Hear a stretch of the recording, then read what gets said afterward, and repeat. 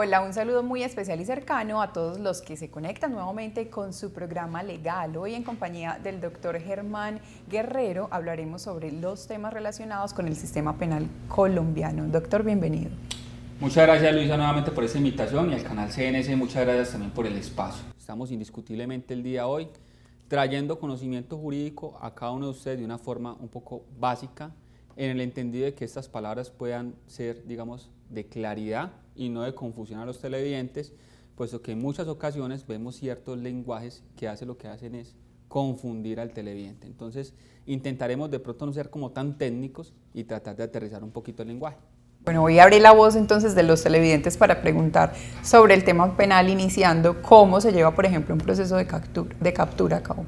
Ok, listo, Luisa. Para ello, pues obviamente, bajo el sistema que nos encontramos regulados, pues hay dos posibilidades. O uno, la persona es capturada en flagrancia, es decir, se observa a la persona que está posible o presuntamente cometiendo un punible, un ilícito, un delito, o una conducta que tiene un reproche social, pero que se encuentra, digamos, tipificada, es decir, enmarcada dentro de una ley, que es la ley de la 599 del año 2000, que es el Código Penal. Si eso es así, puede capturarlo un ciudadano del común y ponerlo a disposición de la policía, puede capturarlo la policía, o digamos cualquier persona quedaría con esa posibilidad de detener o aprender a esa persona que probablemente o presuntamente acaba de cometer un ilícito, y obviamente esta persona entonces tiene que ponerse a disposición de la autoridad competente. En ese caso, o sea, porque fue un ciudadano quien lo aprendió y lo llevó hasta el comando de policía, o un policía que lo aprendió, tienen que ponerlo a disposición de un fiscal, y ese fiscal tendrá que ponerlo a disposición de un juez de control de garantías dentro de las 36 horas siguientes a la captura, so pena de que si dejan vencer ese término, esa captura sería completamente ilegal. Así la persona haya sido capturada en flagrancia. Entonces, una de las posibilidades que tenemos bajo el marco normativo colombiano es la captura en flagrancia, que como te dije, la persona es sorprendida y aprendida al momento del presunto punible, presunto ilícito o presunto delito. Y la otra opción es por vía de orden judicial. Entonces, un juez de la República va a ordenar que esa persona sea privada de la libertad y sea llevada y puesta a disposición del despacho, o puesta directamente en un centro penitenciario y carcelario si la persona ya fue condenada, porque muchas personas dicen: yo sé que tengo un problema, me están investigando, o sé que hay un proceso que se está adelantando en mi contra, pero no me voy a hacer presente porque me da miedo que de pronto me capturen y me pongan directamente en un centro penitenciario y carcelario. Entonces evaden la justicia, y cuando sale la sentencia condenatoria, entonces dicen: búsquenlo por todos los lados en el territorio colombiano o en el exterior, si existe alguna circular, para que sea entonces directamente puesto a cumplir o purgar la pena que llaman. Entonces, o tenemos una captura por flagrancia o tenemos una captura por orden de un juez de control de garantías. ¿Por qué de control de garantías? Porque el juez de control de garantías lo que va a buscar es preservar que los derechos fundamentales de esa persona no sean vulnerados. En algunas ocasiones los derechos fundamentales pueden ser limitados. Piénsese, por ejemplo, el derecho a la libertad es un derecho fundamental, pero en ciertas oportunidades pueden ser limitados y se le puede dar captura a una persona porque presuntamente ha cometido un ilícito. Entonces, el hecho de que la persona sea capturada no significa que ya definitivamente va a afrontar una condena, sino que lo que deberá afrontar es un proceso judicial que vamos a empezar a explicar en el transcurso de esta grabación. Entonces, existen esas opciones, y por ejemplo, cuando es una orden de captura que expide un juez, se tendrá entonces que informarse a la persona capturada los derechos que le asisten, que tiene derecho a un abogado, que puede comunicarse con un familiar, manifestarle la aprehensión, decirle qué juez fue el que emitió la orden de captura, y a la persona se le tendrá que dar buen trato. Mal haría los captores, en este caso digamos la policía, porque pues sabemos que en Colombia muchas de las personas que detienen a un presunto responsable lo que hacen es agredirlo. Mal haría la institución Policía Nacional en coger a la persona aprendida y también lesionarlo, porque ellos están investidos y representando precisamente digamos el cumplimiento de la ley y el orden. Entonces en muchas ocasiones pues se salen de esa limitación que les establece la ley, porque el funcionario público, el servidor público, solamente puede hacer lo permitido en la ley. Si se sale del marco normativo, dice el artículo 6 de la Constitución Política de Colombia, entonces entrará a responder por sus acciones, extralimitaciones en el ejercicio de sus funciones y también por las omisiones. Piénsese, por ejemplo, el caso de este señor, que si no estoy mal fue de apellido Ordóñez, que pasó en Bogotá, que los policías lo capturaron, que porque presuntamente en unos temas de unas marchas como que estuvo pues como desarrollando actos que eran contrarios pues como a la normatividad, lo llevaron a un CAI y según las imágenes pues allá lo agredieron dentro del CAI, terminando pues con la vida del ciudadano. Entonces la Policía Nacional no podría hacer eso. Entonces, en cuanto a la respuesta que podríamos dar, en qué ocasiones se puede privar a una persona de la libertad, al menos en Colombia, pues por flagrancia o por orden de captura expedida por un juez de control de garantías. De acuerdo a todo eso que conocimos, ¿cómo podría proceder una persona que fue víctima de un mal procedimiento de captura y también en qué casos o hacia dónde lo dirigen cuando es capturado? Claro que sí, bueno, como habíamos manifestado, esta persona tiene que ser puesta a disposición del juez de control de garantías y allá se van a verificar varias cosas. En cuanto a la captura, pues se va a verificar el acta de buen trato, que la persona tiene que firmar si ve que lo trataron bien y si no, pues no la firmará, ¿cierto? Igual estará asistido por un abogado defensor. Ese abogado puede ser un abogado contractual, es decir, básicamente el que usted llama a una oficina de abogados o tiene usted un defensor de confianza, le dice doctor o abogado, necesito que me represente, o un abogado de la Defensoría Pública, que usted no lo está pagando, sino que lo paga el Estado. Entonces, o un abogado de oficio, ¿sí?, que lo represente en esa causa. Entonces usted le tendrá que expresar directamente a ese abogado de confianza o a ese abogado que lo está asistiendo si a usted lo maltrataron al momento de la captura, si a usted le leyeron o no los derechos. Se crean unas actas y en esas actas aparece pues el acta de buen trato, ¿cierto?, de que se le leyeron los derechos, es decir, que la persona está informada las razones por las cuales, en mi caso de la orden de captura, las razones por las cuales fue aprehendido y la autoridad que dijo que tenía que ser aprendido. Entonces será puesto ante un juez de control de garantías y se verificará la línea de tiempo. ¿Cuál es la línea de tiempo? Es decir, que desde el momento de la captura, de forma lo más pronto posible, de una inmediatez, van a verificar haya sido puesto ante el fiscal y que en un lapso no superior a las 36 horas desde la captura haya sido puesto ante el conocimiento de un juez de control de garantías. Entonces, si se cumplen esos postulados, lo más seguro entonces es que va a ser avalada esa captura, es decir, será legalizada la captura de ese ciudadano y posteriormente en esa misma audiencia se va a iniciar una nueva audiencia, que sería la audiencia de formulación de imputación, que palabras más, palabras menos le van a decir al ciudadano: usted fue sorprendido el día tal, a tales horas, en tal sitio, circunstancias de tiempo, modo y lugar, desarrollando tal conducta, y esa conducta está prohibida en el artículo tal del Código Penal. Y por esa razón, entonces, aperturamos una investigación en su contra y si usted se declara responsable en esta audiencia, podrá obtener hasta un 50% de descuento. Hasta un 50%. No significa que sea un 50%, hasta puede ser el 10, el 20, el 30%, pero como usted no está permitiendo que la justicia se desgaste, entonces lo vamos a recompensar. Sistema de justicia premial. Le vamos a dar la posibilidad de obtener hasta un 50% de descuento si usted se declara culpable o responsable, es decir, se allana los cargos que le acaban de imputar. Ese allanamiento es facultativo. La persona toma la decisión si se allana, es decir, se acepta cargos o no.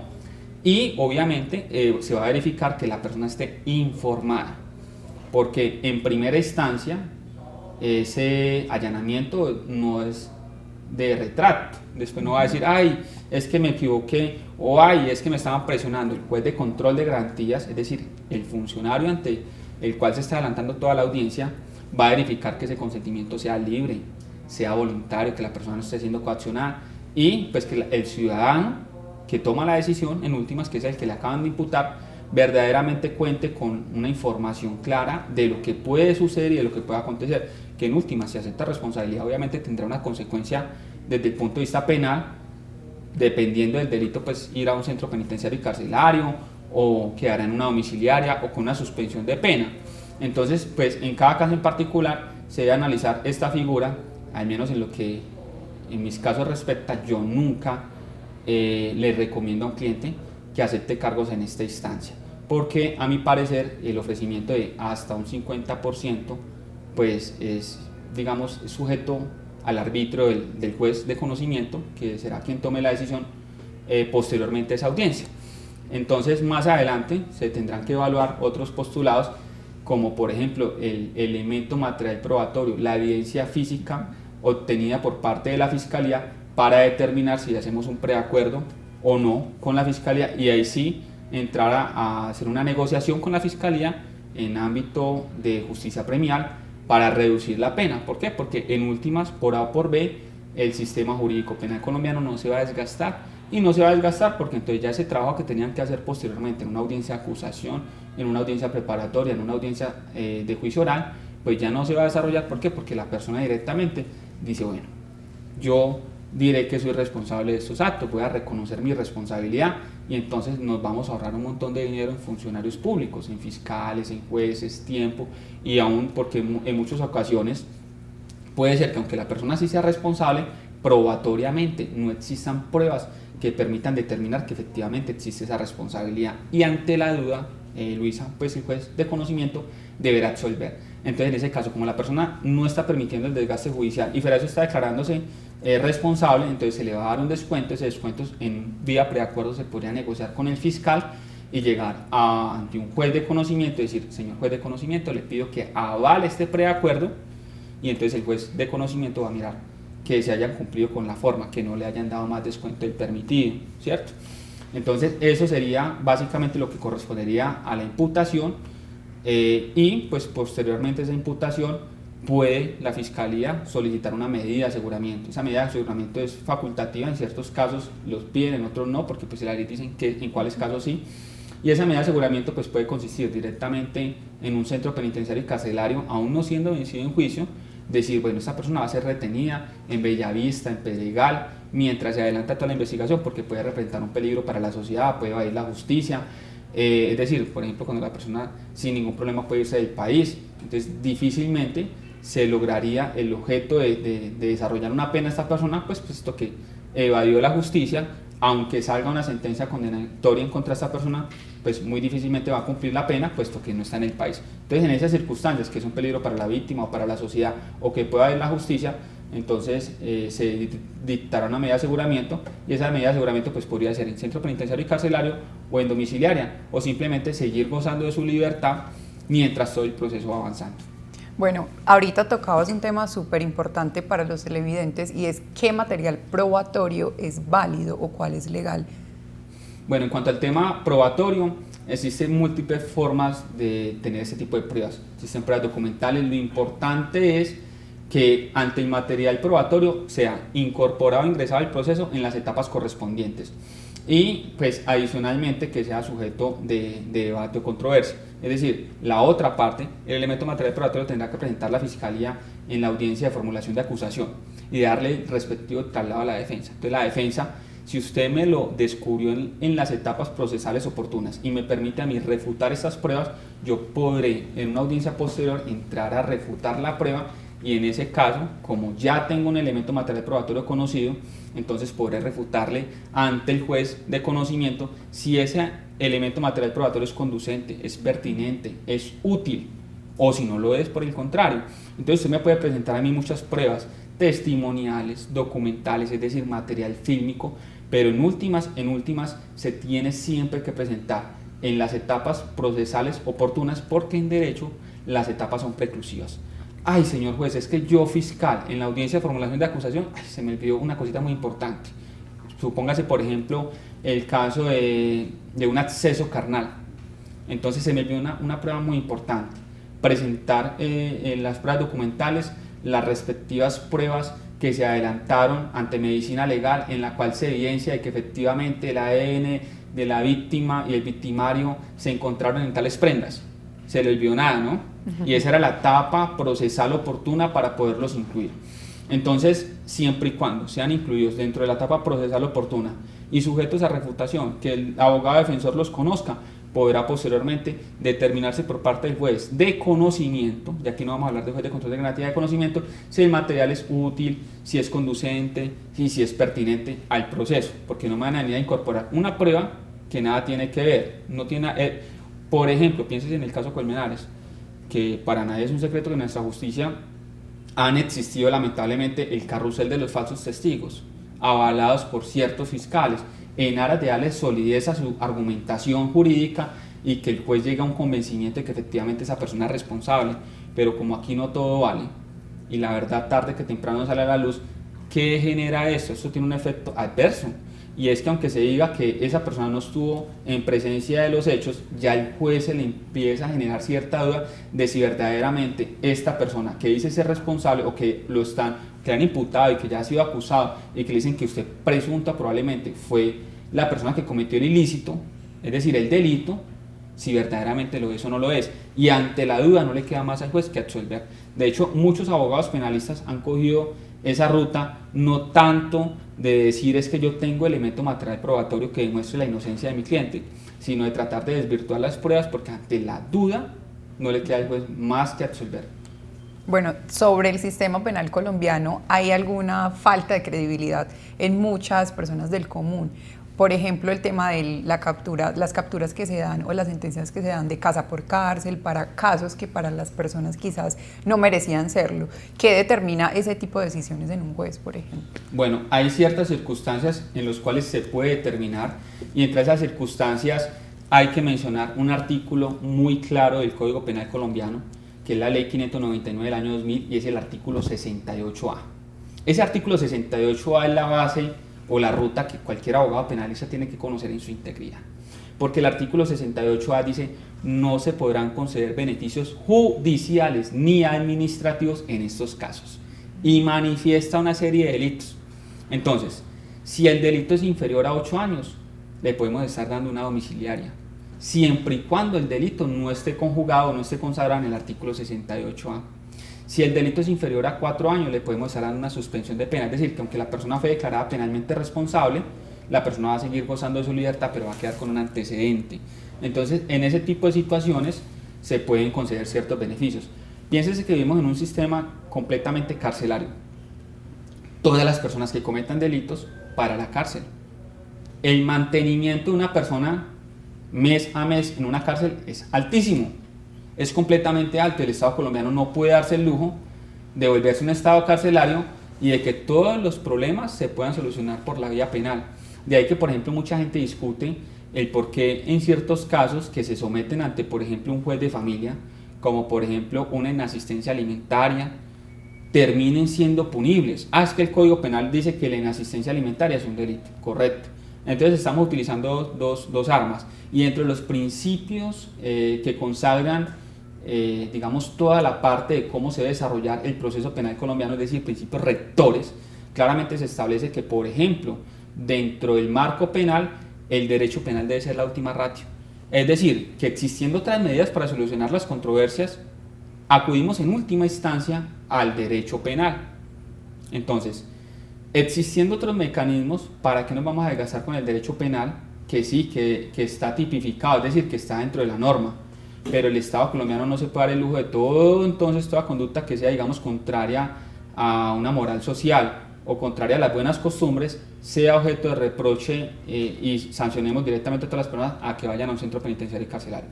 Adicionalmente, por una cosa, Luisa, que es que las cárceles colombianas, como verdaderamente no hay un sistema de resocialización, uno de los fines de la pena es la resocialización del individuo. Se supone que si yo como persona cometo un ilícito, es decir, que yo tengo una falencia en la sociedad, y que como yo tengo esa falencia en la sociedad, me van a llevar a un centro donde yo me voy a resocializar mi comportamiento. Ejemplo, una persona que comete un hurto. Pero vemos claramente que en Colombia no existe resocialización, porque las medidas no existen. En algunas cárceles se permiten que ciertos internos puedan trabajar en aras precisamente de la resocialización. Lo que pasa es que no hay vacantes para que todos los internos trabajen, entonces no le estamos dando las mismas oportunidades a todos, y terminan siendo estos centros penitenciarios y carcelarios verdaderas universidades del crimen. Entonces la persona que simplemente ingresó por un hurto ya empieza a tener contactos dentro de la cárcel de otro tipo de delitos, y a lo último, cuando sale de la cárcel, como no ha tenido una oportunidad laboral, piénsese por ejemplo una persona que fue recluida por 10 años en una cárcel, va a salir a buscar empleo y ¿qué le van a decir? ¿Usted qué ha hecho en los últimos 10 años que en su vida no aparece nada? No, yo estuve en la cárcel.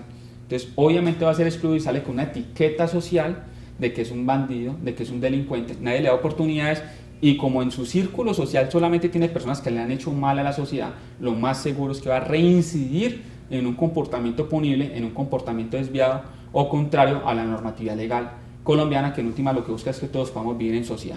En ese tipo de situaciones, entonces, no siempre se debe ver como la solución, el mecanismo de solución al sistema jurídico penal. Tampoco estoy dando una postura de que hay que ser, pues, abolicionar el sistema jurídico penal colombiano, sino que verdaderamente se tiene que buscar de que estas personas se resocialicen para que puedan ser productivas y benéficas a la sociedad colombiana y no ser una carga económica para el Estado colombiano, porque el Estado colombiano es una ficción legal que sostenemos todos nosotros con nuestros impuestos. Bueno, las personas que lleguen a requerir algún caso o algún asesoramiento relacionado con el tema penal, ¿cómo pueden acceder a ustedes también? Claro que sí, nos pueden contactar al celular 301-322-9007. Nuestra sede principal se encuentra en la ciudad de Medellín. Estamos ubicados en el edificio del Café, oficina 2002, esto es enseguida del Banco de la República. Y también nos pueden encontrar en otras ciudades tales como Barranquilla, estamos en La Dorada Caldas, en Bogotá, en Pereira. Así que al 301-322-9007 nos pueden contactar, preferiblemente nos escriben por WhatsApp, porque hemos tenido muchas llamadas y ya no estamos dando abasto en la contestación de las mismas. Entonces sí les solicitamos a las personas que nos escriban, que por ese medio de la llamada no se pierden y pues podemos darle un soporte, digamos, mucho más rápido, mucho más efectivo y eficaz a la necesidad legal que la persona tenga. Para ir finalizando, ¿cuál es una conclusión de todo este tema penal para que las personas lo tengan en cuenta si les llega a suceder un caso relacionado? Yo digo que el resumen de lo que hemos hablado se puede dar de la siguiente manera. 1. Que las autoridades de policía tienen que respetar los derechos de los ciudadanos que son aprehendidos. 2. Que existe un debido proceso para poder capturar a alguien. 3. Que aunque esa persona se presuma de que es un delincuente o que cometió un delito, sigue teniendo derechos y como ser humano no se le puede, por ejemplo, cortar la vida. Entonces vemos, por ejemplo, situaciones en las cuales las personas se dicen que, por ejemplo, está hurtando y ya llegan otros ciudadanos a quitarle la vida.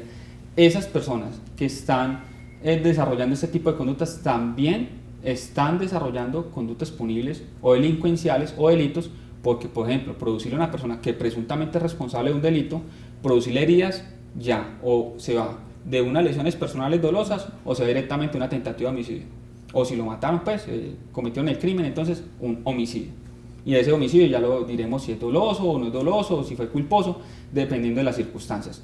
Entonces no se puede pagar o caer en esa degradación de nuestra conducta como seres humanos de pagar mal con el mal. Para esto existen unas instituciones, digamos buenas o malas, pero son instituciones. Y en cuanto al Estado colombiano, pues indiscutiblemente tiene que verdaderamente no crear ese tipo de bodegas humanas, porque eso es lo que vemos en el día a día, una persona encima de otra, donde verdaderamente no se está resocializando al individuo, entonces colapsa el sistema jurídico penal porque no se están cumpliendo los fines de la pena, entre ellos la resocialización, una prevención preventiva general y especial. Eso no se está cumpliendo, porque de nada sirve, Luisa, el aumento de penas. Hace un tiempo se estaba presentando en el Congreso de la República una iniciativa que buscaba era aumentar las penas en ciertos delitos, y yo hice una postura en otro canal de televisión manifestando que no estaba de acuerdo con ello, porque el hecho de las penas no persuade verdaderamente a la persona que va a cometer el ilícito para que no lo haga. Lo que verdaderamente hace que la persona se persuada de no cometer la conducta punible es directamente tener la certeza de que el Estado colombiano impondrá sanciones, porque a mí me dicen: el que matase a otro incurrirá en pena de prisión de 13 a 25 años, artículo 103 del Código Penal. Pero cuando la persona fue y mata a otro y sale absuelta en el proceso, entonces uno que dice, pues eso no pasa nada. Entonces, si en vez de yo decir que el que matase a otro incurrirá en pena de prisión de 13 a 25 años, que ya de por sí me parece que es un tiempo alto, y si fue entonces homicidio agravado, entonces será de 25 a 40 años, entonces, en vez de estar diciendo de tanto a tanto, hay que verdaderamente hacer que el sistema jurídico sea fortalecido, y para que se fortalezca se necesita una verdadera inversión de parte del Estado, tanto en la rama judicial para que los jueces puedan administrar justicia con todo el soporte, en la fiscalía para que estos fiscales tengan los investigadores criminales que puedan obtener las pruebas y demostrar verdaderamente la responsabilidad en un punible de alguien. Entonces, más que aumentar las penas, es que los ciudadanos tengan la certeza, el convencimiento de que ahí sí, como dice el presidente, el que la hace la paga, y no como en muchas ocasiones vemos que hasta el mismo ejecutivo dice que el que la hace la paga, pero muchos de sus conocidos la hacen y no la pagan. Entonces, no es aumentar las penas, sino es la certeza de que al cometer un delito o un punible, verdaderamente va a haber una pena. Eso es lo que debe buscar el sistema jurídico penal colombiano y dejar estas bodegas humanas, pues que eso no le hace nada bien a la sociedad. Bueno, doctor Germán, muchísimas gracias por la aclaración sobre el tema y yo creo que la gran conclusión de mi parte sería conciencia social, de que habitamos en una sociedad y que tenemos que respetar los derechos y deberes de cada uno. De esta manera hemos llegado al final de nuestra emisión de hoy. Recuerden que pueden, por supuesto, contactarse con el grupo de abogados a través de las redes sociales. Nos vemos en un próximo programa.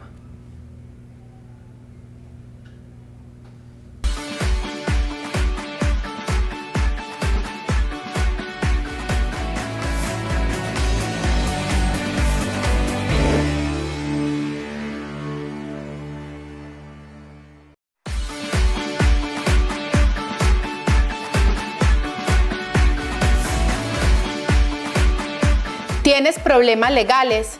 En Vértice Legal hacemos valer tus derechos. Contamos con una amplia trayectoria en asesoramiento y representación legal en los ámbitos del derecho penal, civil, familiar, comercial, laboral y seguridad social. Nuestro equipo de abogados especializados está comprometido con la resolución de conflictos y la recta impartición de justicia. Así que contáctanos a nuestro teléfono celular 300-222-4618 y en nuestro teléfono fijo 512-9527. Estamos ubicados como sede principal en la ciudad de Medellín, en el edificio del Café, oficina 2002, la calle 49, número 5021. Y en el resto del país tenemos sedes en la ciudad de Bogotá, Pereira y La Dorada, Caldas.